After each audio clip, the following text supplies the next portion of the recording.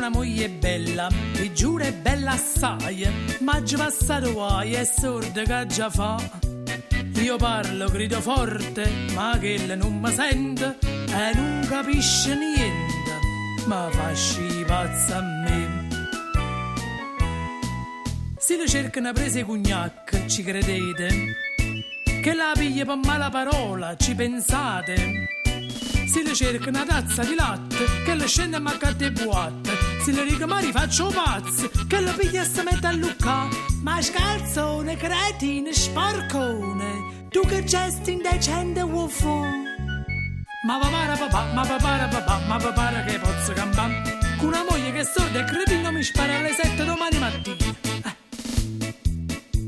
E vado mi ritiro, e busso forte, ma resta fuori la porta mezz'ora tuzzulia.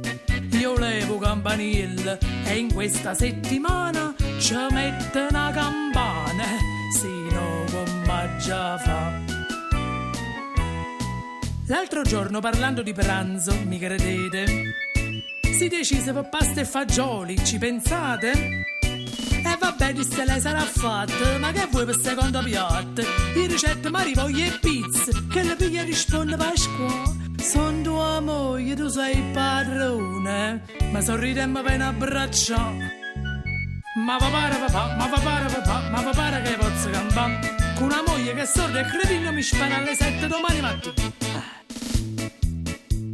Parati l'altro giorno suonava nell'hotel e sta ricetta è bella, sta musica è zazza.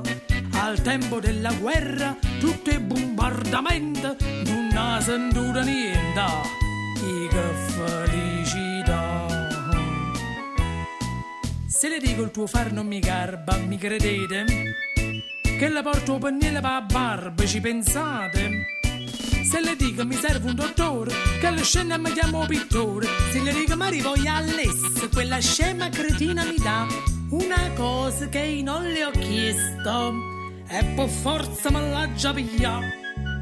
Ma papà, papà, ma papà, papà, ma papà che posso campare? Con una moglie che è sorda e cretina mi spara alle 7 domani mattina.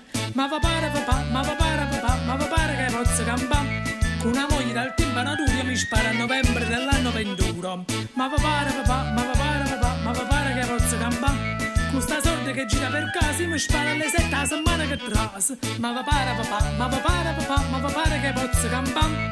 Con una moglie che è sorda e cretino mi spara alle 7 domani mattina.